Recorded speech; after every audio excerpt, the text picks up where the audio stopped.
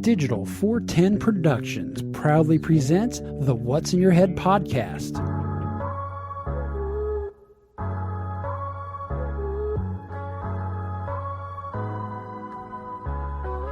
Digitized live from your company name here. Studios in Cape Coral, Florida. It's the What's in Your Head podcast. What's up, OG5? Welcome to another episode of the What's in Your Head podcast. Boy, what a fucking day, right, fellas? Yeah. Tragic. Morgan beat me to the punch. I was too busy basking in the afterglow of getting a mention on a huge fitness influencer's YouTube video that I didn't expect. Also, before I start this set, Donovan, 410, IT guy and hybrid athlete, is the first person to put their profile photo on the daily cardio. So now I know what he looks like. It looks like a tank. And Morgan's like, yeah, Charlie Kirk got shot. Now, based off of my not so official radio media training, I did what I was trained to do and look for multiple sources, especially nowadays. And so I Googled it on my phone. And nothing came up at first, but then I realized autocorrect changed shot to shit, because, Google, that's Google, right? Charlie Kirk got shot.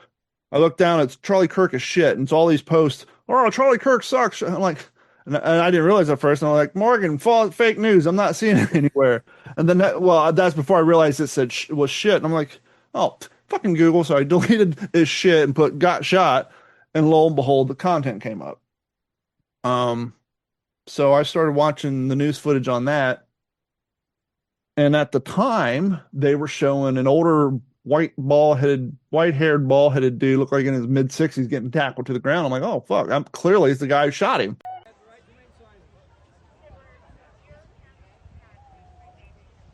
Why else would you be tackling this guy down on the ground? Turns out that guy was apprehended, but has been since let go. They believe now it was a rifle shot of roughly 222 yards away. Let me say this. I know we got some new audience here. Let me just throw this out there. The What's the Scuttlebutt has always been about freedom of speech. With that being said, we talk about things that people politicize or that could be politicized, but we don't talk politics here. We never sit down and say, boy, did you guys see the C-SPAN last night? Or did you see what so-and-so said? Or, unless it's in, general conversation because somebody made a true ass of themselves. We're never really, we don't dig into politics or, believe this and that, but we talk about stuff that can be political. And so even if you're not a Charlie Kirk fan, even if you hate what he said, what happened today is more than just somebody getting fucking assassinated. Mike, do you have the ability to type while we're on here, or is your Zoom image in the way? I do have the ability to type. Go to whatever chat you have access to. I was trying to find this information in real time while standing in line at Firehouse Subs. Mm-hmm. Find out the last time someone was successfully assassinated for political speech or freedom of thought. We know that Trump got shot at twice. The last person I can think of, and Morgan, you might be, last person I can think of was RFK. I mean, clearly Martin Luther King, but that was before RFK. RFK, I think, was the last person in modern times who was successfully assassinated for political speech. Now, while Mike's looking at that information, I just want to put this out there for our new audience. If you're not familiar with who Charlie Kirk is or what he did, he was a conservative activist. I think he started Turning Point like at 18. But more importantly, what separated him from every other talking head out there is one, he would actively go to places and, unlike everybody else, go to places and sit up at a pedestal and espouse his thoughts and beliefs. And then when you try to say something, shut you down, do a 2-hour speech and walk out of there and charge some money. He would go into places where he knew that people actively and angrily disagreed with his viewpoints, presented his viewpoints, and then asked them, as long as they stayed respectful, didn't start espousing false narratives, and had a a respectful conversation, he would invite people to come present their opposing views, talk about it like two adults, thank one each other. And if somebody in the crowd starts making fun of the kid he's talking to, he tells them to shut up. This guy's brave enough. And he had open debate. Morgan, I think last week's episode you asked, do you think we should bring back civics class? Yes. I'm sure some schools still do. I know it was kind of getting phased out when I was in school in the 90s, but some schools had it as an elective. But we all considered it something that the nerds did. But that was either debate team or, oh crap, ironically, from the topic I was talking about, I just slipped my mind. Critical thinking. There you go. They offered critical thinking classes, and a lot of people participated in those. That is basically what Charlie Kirk did, right? He went out there, held a debate with people publicly, encouraged critical thinking. The whole concept of critical thinking is you may have an idea, a thought, a belief, an ideology, but if you talk to somebody else who presents good conflicting information, if you're intellectually honest, you will listen to what they're saying and either reinforce your ideas that you went into that debate with, or realize the flaw in your logic and maybe take on a little bit of their logic to better yourself, better your mind, and make your knowledge base stronger. And he is the only one out there, right, left, independent, that I can think of, at least that made it to his level, that who did this. Everybody else, doesn't matter if you're Republican or conservative, socialist, a communist, a libertarian. Most talking heads to those groups will present their ideas, and then when somebody else comes along, they'll talk over them and kind of shut them down. What happened today, and if you think about it, it's almost, I don't know if you guys have been paying attention. I've been bombarding your TikTok inboxes with what's happening on over in Nepal. For a while, the mood felt united, powerful, but by night, it shifted. Hotel, shops were looted and set on fire. Have you seen those clips? Oh, yeah. All around the world right now, people are literally actively fighting for freedom of speech. In Nepal, for what you guys, if you guys don't know, recently in their social media, and we've heard it a little bit here too, the kind of the trending thing for a while, it was gaslight was the thing everybody talked about, but now it's nepo babies, right? The big thing is nepotism and how nepotism is bad, which trust me, I worked in radio for a small family. I know what nepotism is. I've seen it firsthand. And so I'm not a fan of nepotism. But what happened in Nepal is all their pillars of their community or the people in power, people started doing videos about their kids and calling them nepo babies and this and that. And people start saying, And so what they did, as all governments tend to do, they said, well, let's just get rid of the problem. What's that? You're going to fire your son? No, silly. We're going to ban YouTube, WhatsApp, Instagram, Twitter, the whole nine. Basically, all social media platforms, including YouTube, they just firewalled. So if you're in the confines of that country, no access. Your phone's just like, sorry, 404 doesn't exist. Now, they're giving it credits to the Gen Z, but I'm sure there's some Gen Xers involved. Their entire youth got up and literally burnt the fucking place down to the fact where their prime minister just resigned. 20 people have been killed because their government started fighting their protesters with live ammo. So these kids are going out and demanding freedom of speech, which is what I'm getting to the fact that they're dying in Nepal right now. Yesterday, I think the body count was 20 protesters were shot. They have since burned down the prime minister's building. They burned down his personal home. There is riots across their nation because people are waking up to freedom of speech. And I mentioned the UK earlier. They have a huge issue right now, which has been building up for years. I think now they're not getting long prison sentences. They're basically being arrested, going to court, and being kicked free. However, that's still on your record and it's still money. I think they're averaging 12,000 people a year get arrested for things they say on Facebook. So right now, across the world, there's a huge battle to preserve or reattain freedom of speech. Now, we had a huge crackdown on freedom of speech here over the last 8 years or so. It's finally getting cleaned up. This particular podcast has had multiple episodes taken offline. We've been redacted from stuff. My point being is what happened with Charlie Kirk today? is a true definition of attack on freedom of speech. Because as I pointed out, this guy wasn't the type of person who would talk over you and belittle you. Yeah, he was passionate about his views, and you may not believe in them, but he allowed you to come down there and tell him why you thought he sucked, and he welcomed it. Somebody shot him for that. He wasn't a politician. He wasn't a lawmaker. He wasn't this and wasn't that. He was a guy who expressed his opinions. And yes, he knew Trump and he made his way in the conservatives. But my point being is the man literally got shot in the fucking throat today for his beliefs at an event where he welcomed in opposing views. And I will say I've spent the last 4 hours watching the news. I watched CBS News. I watched NBC News, not MSNBC or whatever they're calling MS Now, but the actual legit news.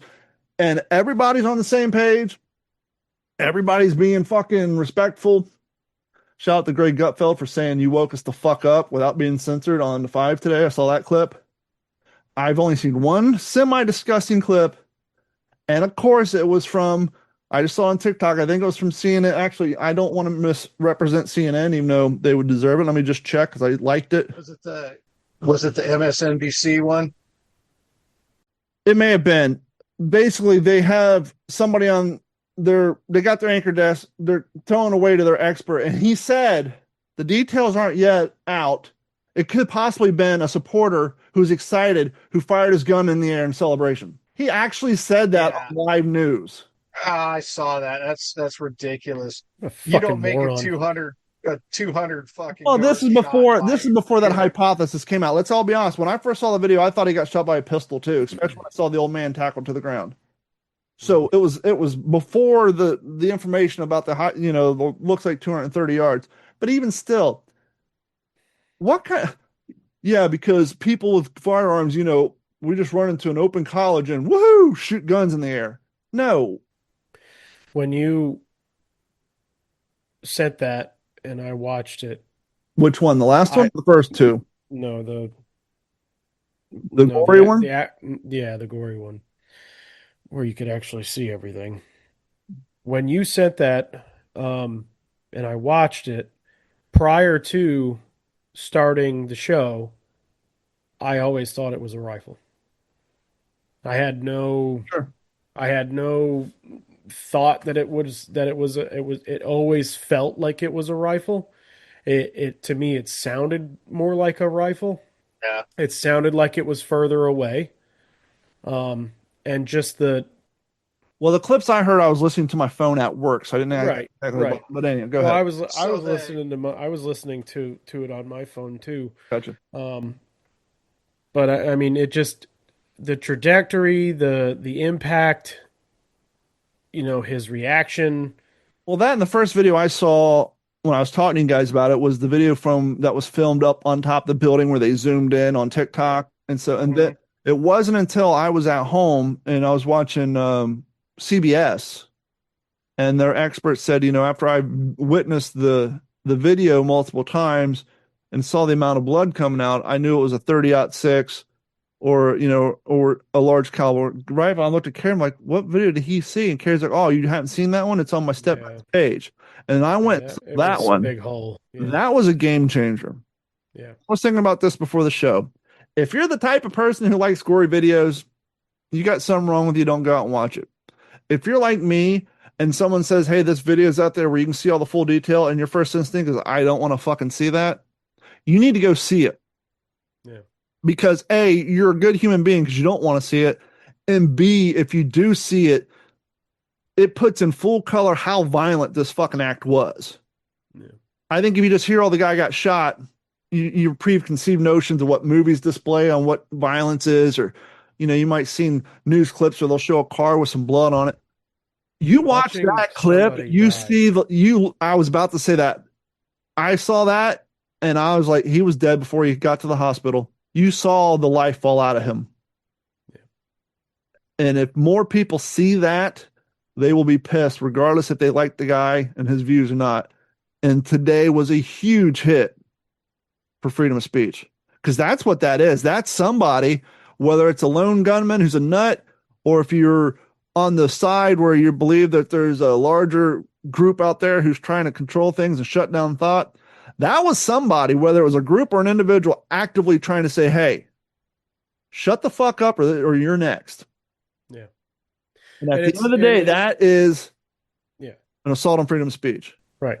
And not, when making the comment of, watching somebody die, plenty of people see people die all the time. The tragic situation where you have to pull a family member off of life support or something like that. Sure. This is a whole different kind of animal when you're talking about death and when you watch, I've seen some pretty messed up shit. Like, you get to a point where you're so desensitized by it. It's just like, And to that point, I actively did not watch the Ukrainian girl get stabbed in the neck. I saw that video's out. I had no desire to watch that. Nope. I didn't even like the censored version. No. Which there was one video where it stopped right before he got to her, and then all you saw was him walking on the other side of the train car with blood, pouring, and I didn't even want to see that. My whole thing is I'll take your word for it. Right. I don't want to see it. I don't want to have that in my head. And this to me, I think this to me kind of is PTSD of the early 2000s when somebody showed me the Daniel Pearl journalist beheading video from the Middle East, where they literally opened him up like they were opening a bass. That was like the last video I ever had. So whenever this kind of stuff comes out, I'm like, I'm good. I'll take your word for it. I don't need to see it. This, I almost think you need to see, just to drive home how serious of an issue this is and the level of violence that we've gotten to in a quick. It's been boiling for years, but let's be honest, since the last 12 months or so, things are getting a little fucking out of control. Yeah. You wanted to know. Yeah. The last time in modern history, a politician, or just a activist or something like that. Somebody who has been put in the papers for their views was assassinated. So I went to ChatGPT for this. And I said, can you give me a list of political assassinations? It gave me a list, and then I kind of further, refined it. Only in the United States, blah, blah, blah, because it would give you, all kinds. So basically, I'll start with immediately Charlie Kirk is right on there. Sure. Because it's being labeled as a political assassination. Exactly what it is. It's exactly right. Still under investigation.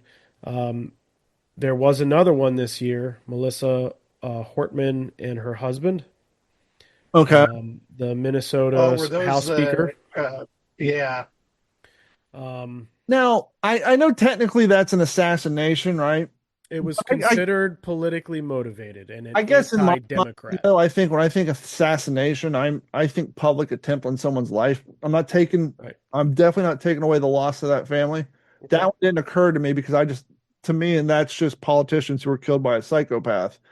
Versus, to me, assassination means we're sending a message, which I'm sure there are going to be made in that case. A message was being sent. Murder versus an assassination. Like, I can understand your point with that. Yeah, but that would be, and that was what, 4 months ago, give or take. It doesn't give me. Yeah, so that's within, like we were saying, the last 12-month timeline. That shit's getting crazy. This is just state and local politicians, by the way. Prior to that, 1978, Harvey Milk. Okay, I was born in 1978. I'm 47. Mm-hmm.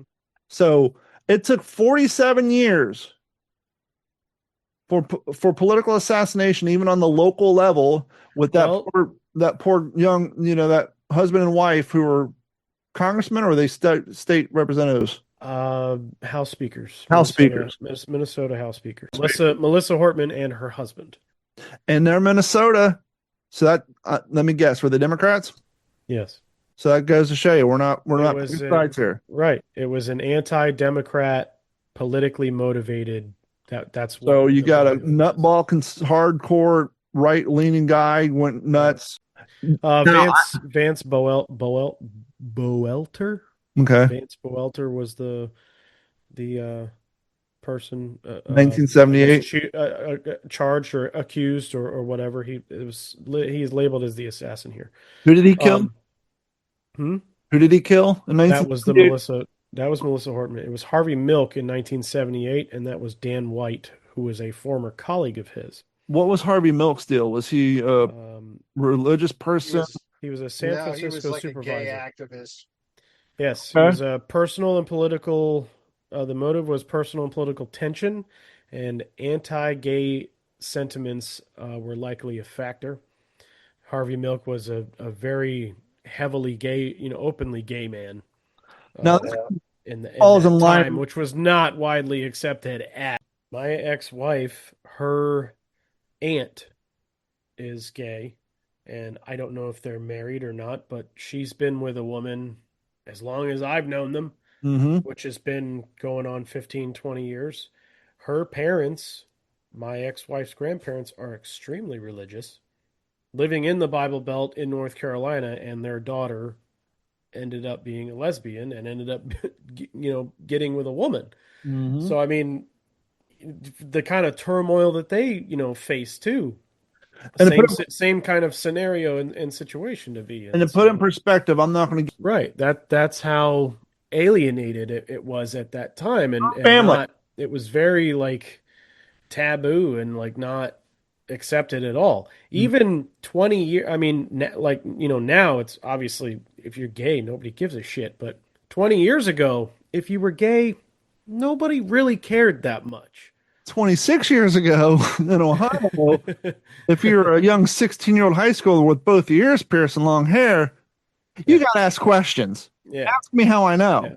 Because I got both my ears pierced in 1996 and I had long hair. Yeah. Morgan can tell you this. Hey, Morgan, in, I don't know, 1984, if you were a straight man, which ear did you get pierced? Your left. Why is that? Because we had some weird social construct that if your right ear was pierced, you're a homo, or if you're so imagine growing up in a time where someone made fun, possibly you're gay because your right ear was pierced. My right ear is not pierced. My left one is pierced. And just to put that into perspective, I went to I'm super gay because I had two in each ear and my fucking cartilage pierced and my tongue done. All my friends went tattoos. I was the piercing guy. I had my tongue pierced from the age of 16 until the day I started working in radio at fucking 35. I took it out because I didn't want it clicking on the air. I literally had my tongue pierced my 16th birthday, and I took it out the day I walked into Stan and Haney. That's how long I had it done. And I took my ears out shortly after that. I took my earrings out about a year later, not for any reason other than I was like, I've looked like this for fucking 17 years. I want to change it. So I took them out. See, it was 2005. We went to Manhattan we went to New Jersey for a family reunion, and then we went to Manhattan one day. And that was where I got my ear pierced. And I remember my parents asked me, like, he went to fucking Manhattan. Didn't get Claire's at the mall. He went to like the dirtiest tourist trap. I went to a tattoo shop in fucking Manhattan. Yeah. But I remember, and my dad was born in 1961. So, it was a whole different, and his parents were born my grandfather was born in 1919. My grandmother was born in 1920. He was raised by the greatest generation. My dad was a boomer, Right. He was 31 when I was born. So there's a lot of, generational gap, between, like, my great grandparents are the ones that came over here from Italy on the boat, So he was the one actually that was like, explaining to me, like, because I didn't know anything at the time, and it was, so he was like, yeah, you got to get your left ear pierced because if you don't, they'll think you're gay. Want me to blow your mind? Like, really? Yeah. Oh, that was a thing. Oh, yeah. That was in 2005. Now imagine being in Kentucky and Ohio in 1992, 93. Yeah. I'm gonna blow your mind. Your great grandparents or your grandma? Was it your grandma? Was what? 1821. 1920 is my grandmother. Yes. 30 years, which we all can attest is not a long time. 30 years ago, I graduated high school. 30 years prior to your grandmother, not your great-great-grandmother, your grandmother, Billy the Kid died. Yeah. If he wouldn't have got shot, your grandmother and Billy the Kid would have coexisted on the same timeline. Yep. That's wild. Mm-hmm. That's fucking wild. And Well, you it really just- want to blow your mind. Look at all the stuff that happened in Betty White's lifetime. Right. I saw a whole, a What whole would she? breakdown. How old was she? 99. Yeah, she was older than sliced bread. Right. Right. It's Literally. crazy. Okay, I got it for you. Your grandmother was 8 years old when Wyatt Earp died. My grandmother. He died in 1929. Holy shit. Your grandma was a preteen. Actually, in those days, she's probably ready to get married. Yeah. Because Yeah. especially with social her kids got married at 12. Yeah, your My grandparents made it 65 years, I think, together. So they were married. They were On that married note- for 65 years. Yeah, so your that grandmother note- and your grandfather and mine. My grandfather was born in 23.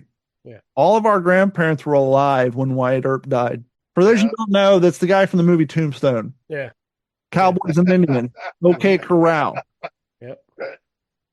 So that makes you realize how not long ago that was. Yeah. I'm not talking my great. No. The lady I went to Christmas in the basement, she was probably 6 when Wyatt Earp died. Yep. My grandfather So passed while away we're in talking 96. about longevity of marriage, tomorrow I'll have been married 32 years. Yay! Oh, To the whoa, same whoa. woman. Are you planning on getting divorced? Yeah, you said I'll have been. You said I would have been married for years. Like, No, Wait, I'll is have everything been okay? married. just sign the paperwork Yeah. today, boys. Tomorrow I would have been married 30 years. Woo! No, I'll have been married tomorrow, Yeah. 32 years. Gotcha. So, and it's really interesting, that it coincides with 9/11. Of course, it was my day first. But the only anniversary that I ever almost forgot was 2001. And we both looked at each other about 10 o'clock at night on the East or on the West Coast and said, "Oh, hey, happy anniversary, I guess." Yeah, I'm not really that worried. Not much of a joyous occasion that day. Yeah. And imagine the kids that, had birthdays and stuff. My September nephew- 11th is their birthday, or like the kids Not, that well, were not only was September 11th, my nephew was born 3 hours On- after the tower fell on 9/11. Yeah. We know how shitty kids are. He hated his birthday because in middle school, the bullies would tell him you're the son of the devil because you were born on 9/11. Yeah. Would get Oh, jeez. made fun of and chastised for the day he was born, as if he Right. had a choice. Right. I would even feel bad for the kids that were born in 2000 or Yeah. 1999 or something, because Yeah. September 11th, 2001, the entire world just stopped. Didn't matter if you it's your birthday, fuck you. This is way Yeah. more important right now. Yeah. And that's for sure. horrible. That's a horrible truth, Mm-hmm. There was one more on that list. Go ahead. 2003. Okay. Tom Wales, who's a federal prosecutor and gun control advocate. Hold on. Was he shot at the softball game? I'm not sure, but it is a cold No, case. that was Steve Scalise. It's not a cold case, but it's still, the case is still open and they don't know who killed him, but it's believed to be linked to gun policy. Now, because that one just came to my mind. I guess that was a past assassination attempt too. The Republican Congress. It was the congressional softball game. Yeah, they used to have a congressional softball game where the Democrats would have a team, Republicans, and some dude showed up and started shooting up the place. Yeah, shot Steve Scalise, who I can't remember what position he held, but he was like, he was on a committee of some kind, or he was the Speaker of the House or something. But I think he was the only one that actually got hit. Let me see if I can. June do it 14, chronological. 2017, a man named James T. Hodgkins opened fire at Republican congressional baseball practice at Eugene Simpson Stadium Park in Alexandria. He wounded House Majority Whip Steve Scalise. There you go. Okay. Along with four other two Capitol Police officers, a lobbyist, and congressional aide before being killed by police officers. This event occurred during a baseball practice, not softball. My bad. Sorry, chat. For an annual congressional baseball game for charity. 2017. I guess that would rank up as an assassination as well, or assassination attempt. See that? Yeah, that didn't show because this is actual assassinations, but it says U.S. political assassination in the United States. It was two in 2025, 2003, 1978, 1968, 1968, 1964, 63, 63, 1901, and 1890. So we're reliving the 60s right now. Yeah, that's what it sounds like because that's a lot of You had a lot of shit going activism on. and stuff right now that was happening at that time too. So I'm kind of concerned. Something that kind of Lean into your mic a little bit. You sound like you're 10 feet. Thank you. So something I thought about today is, and I'll kind of pose it as a question: Is this the end of polite society, where we can all peacefully disagree, or have we set a precedent today where I don't like you or what you had to say, so therefore you're less valuable than me and I can take your life? Hold on. Your questions, the way you worded them, sound like the same question. Your first one said, is this the end of polite society? Or the follow-up would basically be... It is the same question. Okay, I want to propose a third question. Is it what Morgan said, this is the end of polite society where we can no longer agree with each other? Or is this going to be the great reset we need to realize shit's gotten out of hand and that people should be able to speak opposing views? Because despite the fact that we just mentioned people dying in the 60s, in the 50s and 40s and 60s, a lot of people still held the opinion that we need to bring back that we have freedom of speech. You have the right to say what you want. I have the right to say what I want. You have the right to piss me off. But if someone else comes along to tell you you can't say the shit that pisses me off, I will stand by your side for your right to say the shit that pisses me off. And hopefully we're going to get back to that point. But I don't know. Well, that's been my position all along. Yeah, there's a lot of stuff out there that I just find horribly offensive and evil, but I'll definitely defend somebody's right to say whatever they feel. And that's why if anybody's ever out there seen my social media post where someone's ragging on me, I'll either give it a thumbs up and a like and a laugh. I don't delete negative comments about unless it's racist or, homophobic or anti-Semitic, then I'll delete it. But if someone's talking shit about me or my opinion, I usually give it a heart or a thumbs up and just say preach or whatever. And I don't delete stuff because if I'm going to put something out there, you're more than welcome to tell me I suck and I'll give you a thumbs up and a like. I'm not going to delete it. I'm not going to hide it from people because that's the way things work, right? You put your ideas out there. You're supposed to be welcoming people to either accept them, applaud them, or tell you suck. That's the way it is. And it would be real interesting to see, hopefully. I can just see Trump in some room right now saying, find out who the fuck did this. But hopefully we find out who did this. And I think it's interesting to find out if it's going to be one of those straight, clear-cut, this guy's a psychopath, or if it's going to be kind of like some of the other ones where, this guy showed up in BlackRock videos 20 years. I mean, not BlackRock, but State Street or whoever the assassinated attempt guy, the Trump kid, he had this real weird, mysterious background where he had kind of weird associations with some extremist groups. It'll be interesting to see if this person is just a nut or if something more nefarious is involved. And the way shit's been going lately, I'm putting my tinfoil cap in the nefarious department, but that remains to be seen. Well, all I can say is that the police hopefully will get to him before Charlie Kirk supporters do. Because nothing will be learned. Nothing will be learned from that person dying. With that being said, And I said this earlier, and this will be the controversial part of this statement. Once this person is found, tried, and found guilty, public hanging in the fucking town square. Oh, I'm with you. Why? Because maybe if we actually see that shit in 4K and 8K on every video platform, the next person's like, that doesn't look fun. Maybe I'll throw my manifesto away and go get me a job. Well, I think there's a couple of issues that I personally think are going on here. Number one, society is angry. Society is very, very angry today. Doesn't matter what side you choose. It doesn't matter what you believe in. Society is just angry. Yeah, you can post I like strawberry pop tarts and you'll get somebody so offended calling you a fucking Nazi because they're a blueberry guy. Right. It's insane. It so much of and also anonymity. Anonymity. Yeah, you know what I'm saying. Anonymity. Anonymity. Yeah, that. The internet ruined a lot of it. Being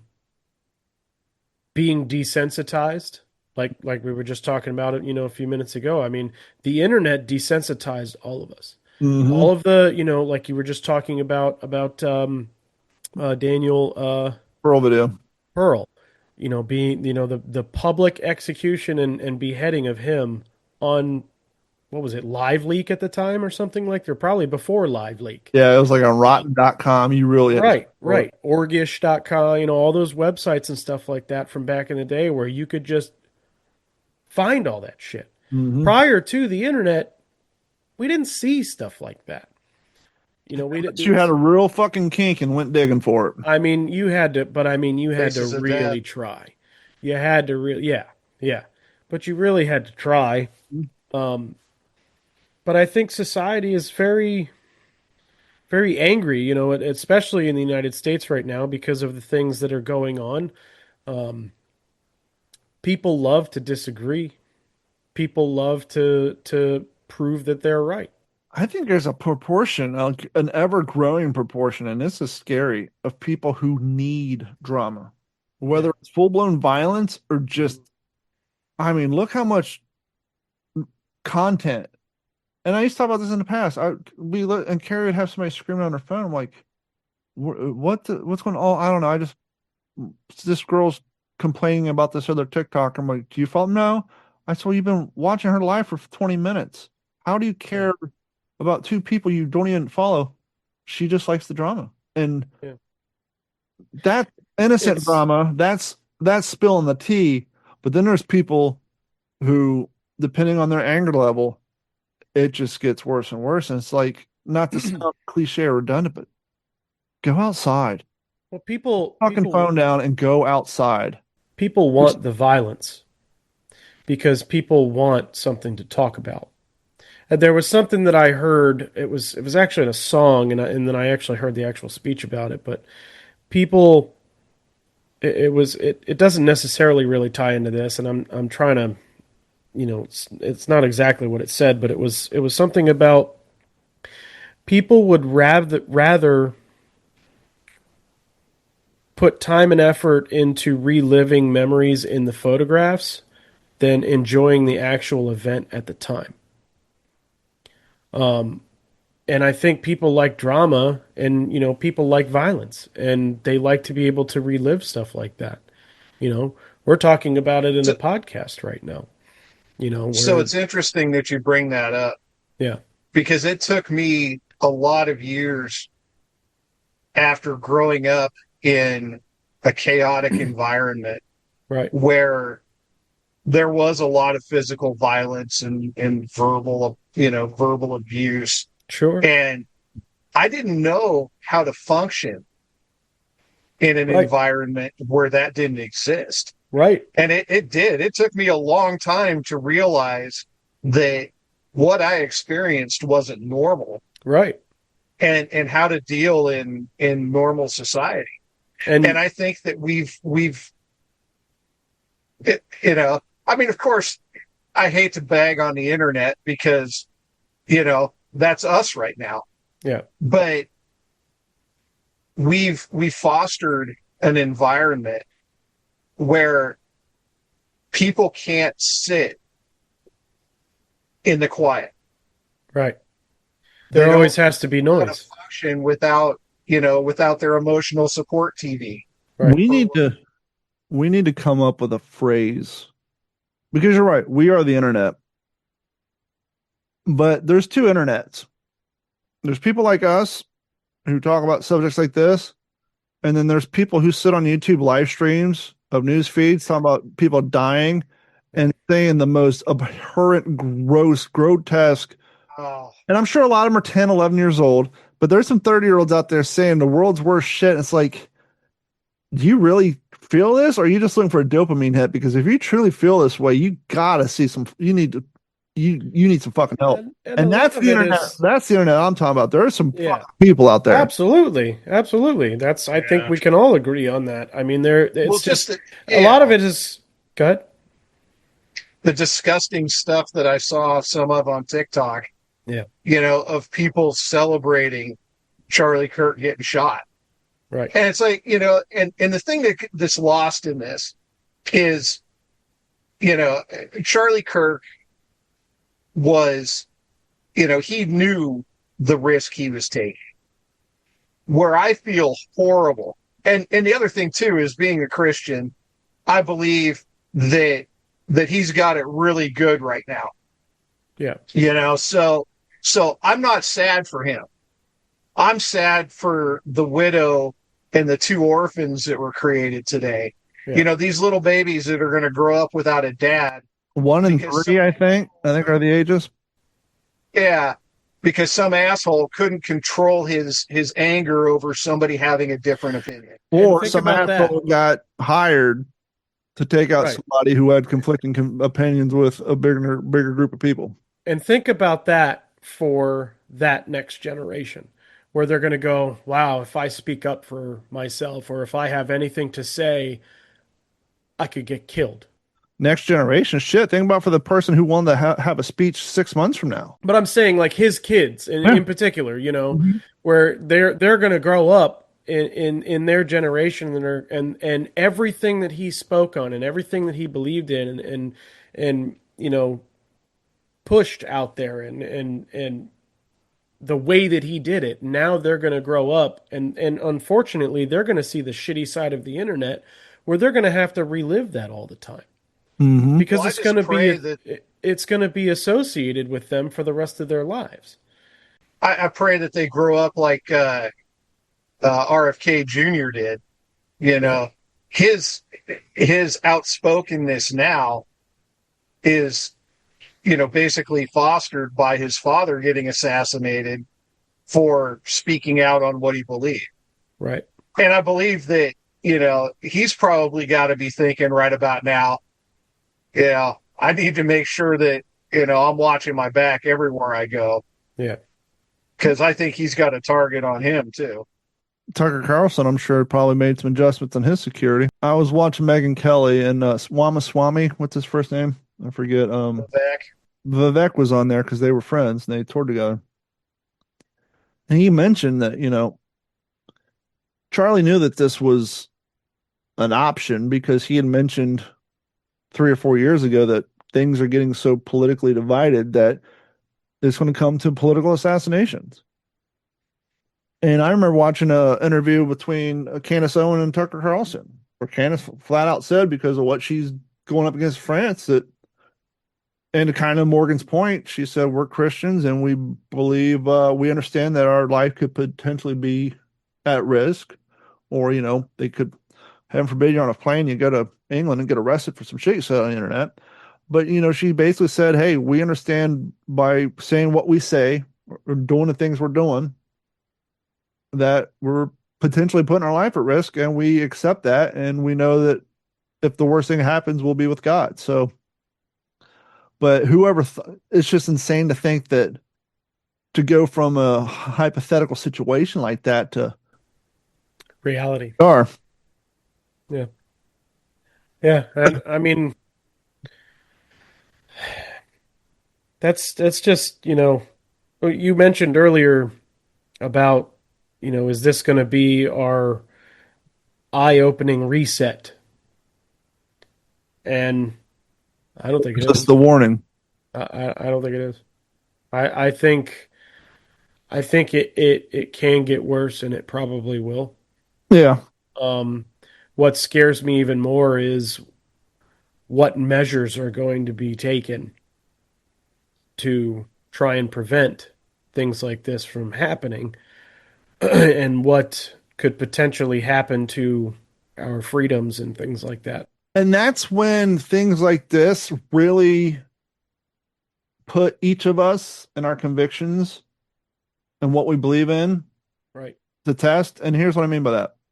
I was having a conversation earlier with somebody today after this, and they said, this is reason we need video cameras everywhere. Everywhere. I don't care about surveillance. I'm not doing anything wrong. I'm not worried about being caught. And I said, yes. But even Thomas Jefferson said, those who are willing to risk liberty for security deserve neither. And we've said this, every time a mass shooting comes out or something like this, a firearm was used. Starting tomorrow morning, or probably started 15 minutes ago on CNN, someone's discussing why we need gun control. Right. Why we need gun control.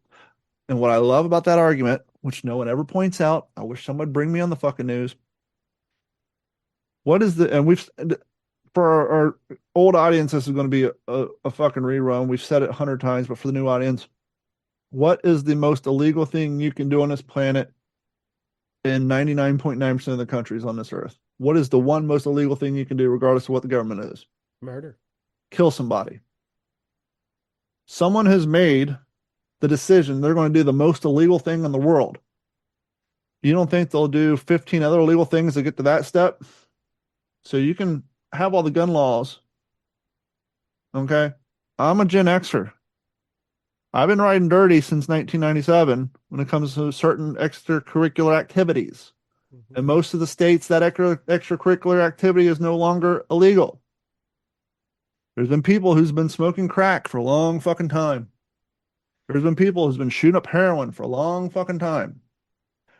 Heroin, crack, marijuana, it's been illegal for a long fucking time. Does that mean people can't find heroin, crack, or marijuana? No, it's fucking everywhere.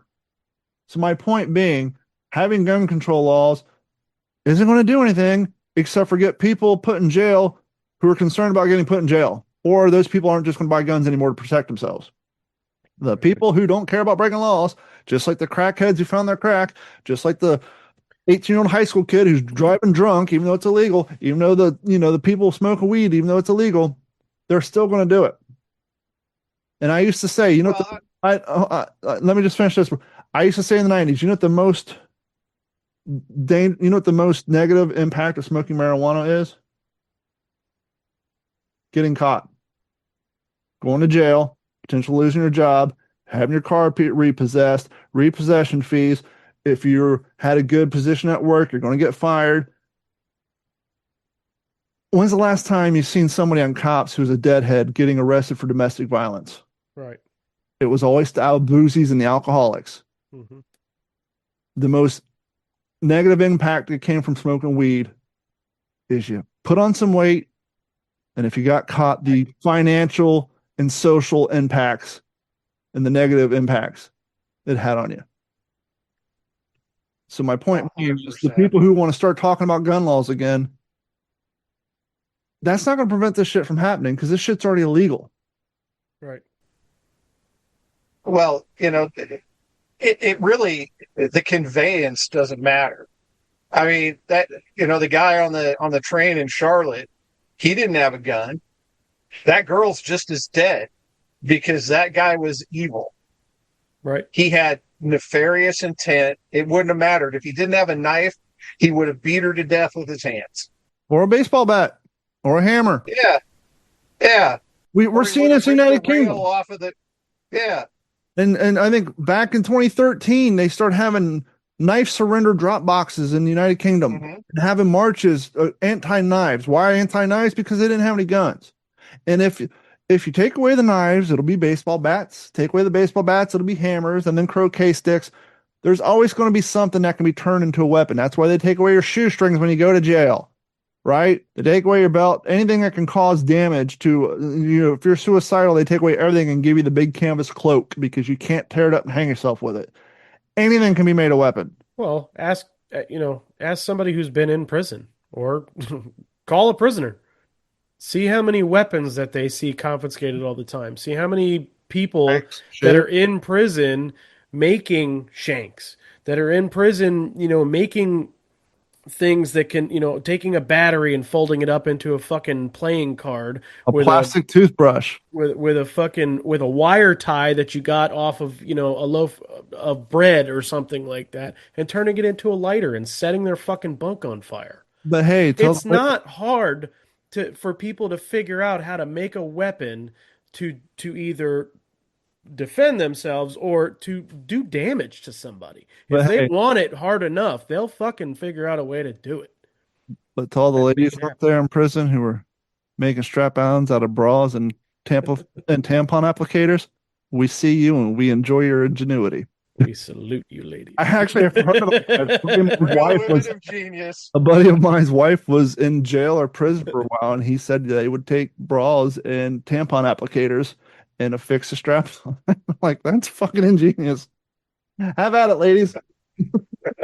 Yeah, raise a toast to you. Speaking of 9/11 and the real men ingenious, Mike, I don't know if you listen to the radio. What do you remember what that was originally? What? Real men of genius. Yeah, that was fucking you, piano man, Budweiser, blah, blah. Do you remember what that was before 9/11? They changed it. It was originally Real American Heroes. Oh, yeah. Dad barbecuing on the weekends, but after 9/11, they changed it to Real Men of Genius because the hero, kind of like during COVID, hero moniker was handed out to the nurses and the people going to work. Well, after 9/11, heroes were, and rightfully so, that phrase was being used towards service, first responders. And so Budweiser changed Real Men, American Hero to Real Men of Genius. Little fun fact there for you. Real quick, not that it matters. Greta Thunberg's, her flotilla was not attacked by a drone. A crew member shot a bottle rocket and it caught a bag on fire. So that was a nice lie that they spread. They wanted you to think that she was being attacked by a drone. No, it was mishap with fireworks. A drone that I'm sure our government shot at them. So speaking of drones, that's what we do on What's in Your Head. We clear the air. Very consistently inconsistent. I don't know if I mentioned this before. Shout out to YouTube. They did something that even standard FCC won't do. Shit, dick, cocksucker, motherfucker, and tits. When I worked in radio, that George Carlin bit turned into legal documentation. When I worked in radio, I had to sign a piece of paper that said I would not say fuck, shit, dick, piss, cocksucker, motherfucker, and a few other selective on the radio, or I could personally be responsible for the fines. What does this have to do with YouTube? It took them 30 fucking years, but just beginning of this month, YouTube has removed cursing from the monetization restriction. It used to be don't cuss within the first 7 minutes of your video. Now you can open right up and say, fuck you, and it won't affect your monetization because YouTube finally realized that some of those old school, and probably to be fair to YouTube, a lot of the advertisers are saying, hey, we don't care if somebody cusses. And to that point, I'm starting to see homemade advertisements from like car lots and real estate companies where they're actively cussing in their promotions now. So the point being is finally YouTube has released their no cussing within the first X amount of minutes so that we can play advertising. Yeah, that's gone now. So feel free to just let it rip. Well, fucking yeah. A. It has more holes. Look at that. Nice. Fancy. Look at that. So, I Locked up. because these are waterproof. The problem we're having with the stickers that I make on my Cricut is they weren't very good with UV protection, and I tried getting a clear coat, and it's a whole thing. So I ordered these from Sticker Mule. These are the same people who made the old digital 410 stickers that I would stick out at Starbucks, and it'd still be there 3 years later, not faded. But I'm also going to make some vinyl stickers, and here in a few weeks, we're going to do a giveaway on Patreon. So head over to patreon.com, look for Digital 410 Media, or go to what'sinyourhead.com, click on a Patreon link, sign up and subscribe. Our cheapest plan's $1 a month. We have a middle plan that's $3.50 a month, and a higher Deep Pockets, Deep Arms plan at $7.50 a month. You sign up for that one after month number 3, you'll get a free t-shirt of your liking from our shop, which, by the way, if you go to our website right now, the merch link has been taken down. Not because we don't have merch, but because the vendor sucks. I've been with, fuck it, I'll say it, I don't care. I've been with Teespring since 2018. And I have What's in Your Head shirts and What's the Scuttlebutt shirts that I've had printed back in 2018, 2019, 2020. The logo's It's also still there. the same as Spring, too, because they changed their name. So The logo's still there. They're great. They're relatively fit. The extra larges have kind of shrunk down to a large. And then I have What's the Scuttlebutt listeners who've bought shirts in the last 2 years where it looks like it's 20 years old. The logos have come off of them. But even worse than that, I just said that if you sign up for Patreon, I'll send you a shirt. I've had 3 people I've sent shirts to where Teespring didn't fulfill the order for 2.5 months. And that comes back on us. yeah, And when I reached out to them, they said it's because they were trying to grow and build vendors. Get new vendors. Well, those new vendors, their print quality sucks and shit fades. I had this sweatshirt made because winter's coming. What's Scuttlebutt sweatshirt? This is an extra large. I haven't washed it yet. It's brand new. The thing fits like a fucking medium. Sweatshirts are supposed to be baggy. Yeah. I put on some weight, but not that much weight. I got extra large t-shirts that are 6 years old that still fit me. When my stomach's hanging out below this because it fits like a schmedium, as soon as I wash it, it will be a schmedium. So I'm just going to send it to Zach because he's the only one at Digital 410 who is a grown man who wears medium t-shirts. Don't know why. It's just the way God made him. So I just sent him 5-year-old What's the Scuttlebutt shirts that have shrank down to larges and schmediums. But anyhow, I say all that to say this. I found a new vendor. They work just like Teespring where it's print to order. I'm going to order some samples, see what they look like. But with that being said, I'm going to reactivate the link here soon. I just got to recreate all those t-shirts manually over at the new vendor. And so hopefully they'll be a higher quality and the shit will last. And more importantly, they get orders filled in a reasonable amount of time. Because they are print to order, they usually wait a week to see if maybe they get 4 or 5 in. So instead of printing off 2 shirts, they print off 10 or whatever, which I get. But no, when somebody orders something in June and they're getting it in August, that's not acceptable. yeah. So head over to what'sinyourhead.com, sign up, click on Patreon. It goes a long way to pay for the overhead. I will put a post on there once I get the other stickers made up, and we will give away some of these stickers here soon. That's funny that you mentioned that too, because my T-shirt actually fades. Yeah. Or is faded, and I got that 2 or 3 years ago now. My OG, I got a blue shirt that says OG5. You can't see the OG5 anymore. You can barely make out the D410 on the back. And mine was the Some gray themselves one were great. with the logo. The shirts themselves were fantastic. Yeah, comfy. Quality of the shirt, but the print sucked. Mm-hmm. And I still have my my SIBU Suck It Up Buttercup shirt that I made 5 years ago. Yeah, the one that I got when I became a Patreon member before I before I was ever part of And it. it's still holding up, ain't it? Oh yeah, it's beautiful. I got one that I work out in all the time. You can read it. It's For those that don't know, I'm pretty sure Morgan is OG5. yeah, he's one of the he's I think he's OG number 4. But yeah. Now, and which is why I used Teespring for so long. And the new company that's like Teespring, the benefit of using Teespring is I didn't have to go out and buy a bulk bunch of t-shirts, have them sit in boxes in the house and try to sell them. Right. You gave Teespring the money, they would send me $3 and then they would mail you the shirt directly. So I had very little to do. I created the shirt, put the shirt out there. They made it. Drop shipping. They shipped it. I got $3 in the mail. Getting rich off of t-shirts, let me tell you. And that's it. I have no desire to try to take out a line of credit to buy 1,000 pocket knives or 1,000. Yeah, because then be out there trying to sell them out of my, it will be every episode. No, I get it, but getting the free shit. No, I get it, but it would be every episode. Hey, buy our shirts, buy our shirts. Yeah, let's face it. They're still taking their $20 for the fucking t-shirt, and you're still only making $3 to $5 because most t-shirts are usually about $25, something that, has a logo or something like that on it. That's the thing. We Teespring was like, we don't make much. well, Teespring, to that point, Teespring's like, hey, sell the shirt for $35. You'll make $10. I was like, I won't buy a Who's $35. buying a shirt for $35? Not this guy, which Gosh, is I which is why we I were wish I selling had for $35 $23. to buy Right. one T-shirt. See, that's the thing. That's what you get over here. You get 3 guys, and even on the other on the other channel or podcast, you get average, normal, everyday fucking dudes that are still out here grinding like everybody that listens and watches. Yeah. We're just like everybody else. That made me a I think horrible I business have- person. That's why my business went out of business, because like I couldn't afford to pay that. How am I going to ask someone Right. to pay that? Right. I was never I've good got at a sales because of that. $35 T-shirt, Right. and I got it. It's a concert T-shirt, and you know where it is?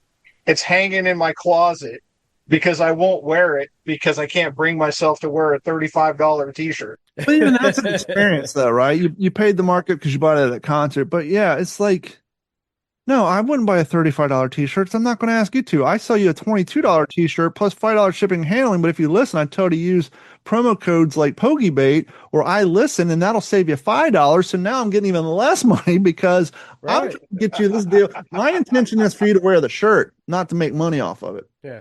So there's Yeah. that. And while you're out there, head over to youtube.com, look for D410 Media, and also look for Poles and Paddles. Like, subscribe, and share us with a friend. Please. We're gonna end, Too. we're getting in there. We're gonna end the show on a upbeat. Happy times. I called a poor unsuspecting Mike last weekend. Or was it the weekend before? Labor Day. Oh yeah, Labor Day weekend. Called him on Saturday on Labor Day. I said, "You work Monday?" Nope. You want to come work out with me on Sunday night? Sure. And he did. I did, like a fucking man would. Good job, Man. Mike. Woo! Work out in your garage, be a man. No, I've been working out and I've been buying more stuff and I've been working out, but it occurred to me that I don't know if this shit's hard, right? Because I'm the one doing it. I'm no one's programming my workout, so it's like I'm like, is this beneficial? What's the level of difficulty? Is this easy or whatever? I was like, it'd be interesting to have someone come over here and do it. And so I offered Mike to come over. And lo and behold, I'm not lying, we worked out for an hour and 45 minutes. Right on. And we weren't The just most I had done in years. we weren't just doing treadmill work. And I offered him to, hey, call your out. Now, a little context, we did functional fitness, or as I like to call, poor man's CrossFit. And so here's what the workout consisted of, not in this particular order. I just recently got a plyometric box. It's a 4-dimensional box, all made out of plywood. It's supported. You set it up one way. It's 30 inches. 4-dimensional. Yeah, it's 4-dimensional, goes into space. It's 4-sided. There's no open sides on it. You can set up how you want. You set up one direction, it's 20 inches tall. The other direction is 24 inches tall, and the other direction is 30 inches tall. So, and we're doing step overs on them where you step up, over, and then down. Did those 10 times. Then we would do that. Then we'd go do French curls with 50 pounds or whatever. And then when we'd get 10-pound kettlebells, do fireman carries up and over. Then we would do standing supplementation curls with 25 pounds. Then we would might put on my 20-pound rock. I put on my 20-pound plate carrier. We did a 1/4-mile walk around the neighborhood. Did some more weightlifting. 30-pound sandbag. We carried that for a 1/2 mile, passing back and forth. Then we upped that to 50 pounds. We did that for a 1/2 mile. I just recently got a 35-pound kettlebell. We were doing clean and jerks with those. We were doing overhead tricep curls with 10-pound kettlebells and 10-pound weights. I got some 15-pound dumbbells. So the point being is we're doing a mix of lifting weights, stepping over boxes, and carrying heavy shit for long distances. And Mike fucking he held up. That's just my stubbornness. And so shout out to him. He did it. He didn't complain. And, I kept saying, you want to go the short route or the long route? And we did it and we had a good time. And it definitely did two things. It reinforced the thing that I've been realizing for a while, but it was definitely reinforced after my 20K. I used to work out at the gym and I used to run with run groups. Now I do it all by myself. When Mike came over, I did the same routine. Actually, I doubled it and we went an hour and a half. I'm here by myself. I do 35 to 45 minutes just because the motivation's not there. Yeah. Having somebody do the shit with you, it motivates you. It makes it a hell of a lot easier, not physically, but motivation wise. And something I usually struggle to get 45 minutes in.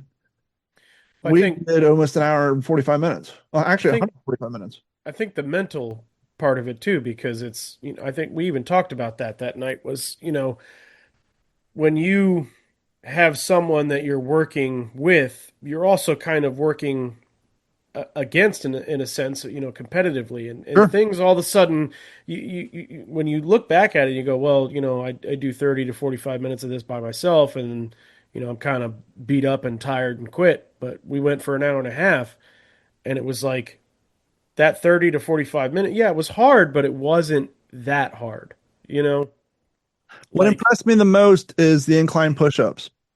I know Yeah. push-ups are hard for people, Yeah. and I really thought Mike would do, because I have a step up in my garage, but then I have a 4-inch I pad. got a 4-inch step up, but then I have a Lowe's bucket full of 70 pounds worth of chipped marble. Well, not marble, but the white rocks you put around like your flower bed and shit, Yeah. and with a lid on it. And so we're doing sets of 10 incline push-ups. I did mine up on the bucket, and I slid it over thinking that Mike would do it on the 4-inch. No, he did it on the bucket too, and he matched me. And I've been doing those for years. And so I was impressed with the fact that, and we didn't start out the push-ups. We were well into the arm strain by the time we got to the push-ups. There were some things that I definitely, I had cut back on because I knew, you are more active than I am. Well, and that's what I told you But- too. Like, don't, I'm going to do this 35-pound dumbbell, but feel free to do the 15 because there's no reason to blow your back out trying to improve them up. Yeah. Which I did. I cut back on some of the weight because I knew I just didn't have that same strength like you did, and that same. Well, it'd be irresponsible repetition. for you to come in there and try to match my weight when you haven't Right. done it. Right. So yeah, he chose his own adventure, but more importantly, he put the time in. Right. And a lot of times that's the hardest part. I've been watching this influencer. He does CrossFit. He started a clothing company called Hustle, and recently him and his wife put out an app called Everyday Cardio, and I signed up for it. And I did one the other day. Program was 12 minutes long, no weights involved. It was no push-up burpees. So you would get down, stand up, get down, stand, do it 10 reps, and then go to air squats. No weights, just squat. Do 10 of those, and then get down, do a push-up, one push-up, lift your hand off the ground, do a push-up, lift your hand off the ground, do 10 of those, repeat that for 12 minutes. I was only able to do that for 5 fucking times, and I was dying. Yeah. Just those 3 simple steps, I was dying. And I will tell you, if you're in our audience and you're in your 40s and 50s, or even getting older, they tell you as you're getting older, even if you don't work out, do the stretching and functions that you require to sit on a toilet, sit in a bathtub, and get yourself off the floor. Start practicing those now. Don't be embarrassed, i.e. squats, some sort of lifting yourself off the floor, and sitting on the floor and getting up, because those are the 3 movements that you need as you get into your older years to live independently. You can be smart as hell, but if you can't pick yourself off the floor, sit on a toilet, and sit in a bathtub to bathe yourself, you will quickly end up in a nursing home. So as you get older, at bare minimum, those are the 3 movements you really need to practice. Are you directing that at me? I'm directing that at I'm directing that at The everybody. elder statesman. And it makes perfect sense. I mean, how many times have you've seen that, like the 70-year-old who is in shape and then they fall and break their hip, and then you see them again, they look like they've aged 20 years. Yeah. More often than not, they pass away a year later because that movement just. So yeah, so shout out to Mike for busting his ass. Good job, Mike. I'm Thanks, probably gonna fellas. go out and work out tonight and do another daily cardio. Because I got a shout out on fucking YouTube channel. That was surprising. That was dope. This guy's a pro CrossFitter and he's in the United Kingdom. And like I said, I downloaded his app and I did that one event and I put a picture on there. My profile picture. I'm listening. This is before the shooting today. I'm listening to it at work. And he's like, shout out to Donovan 410 IT guy. He's the first person to put a picture on there. He's like, I see what this guy look like. And he said I look like a fucking tank. So there you go. Ah, nice. There was a picture of me. I think it was after my adventure race. It was me with my casking shirt on with my 2 medals on. It was after my adventure race I did. Yeah. Nice. So now You definitely I'm look like gonna a work fucking out again machine. and check in another one. Yeah, you definitely look like a fucking machine. But yeah, so that was cool. And then I was flying on that fucking boosted adrenaline. And Morgan's like, "Hey, did you see Charlie?" Oh. That's when Back to reality. Sorry to be a buzzkill. that's when everything came into there. So yeah. Yeah. And that's going to wrap it up for this episode of the What's in Your Head podcast. We already put all the links out there before. But anyhow, head over to what'sinyourhead.com. Send us an email. info@d-410.com. We need to make a What's in Your Head email address. Or email us through our Facebook page or through our social media pages directly. If you go to what'sinyourhead.com, click on the About Us, you will find the links to mine, Mike's, and Morgan's social media pages, and you can reach out to us there. Anyhow, until next time, we'll talk to you all in 2 weeks. This has been a Digital 410 production.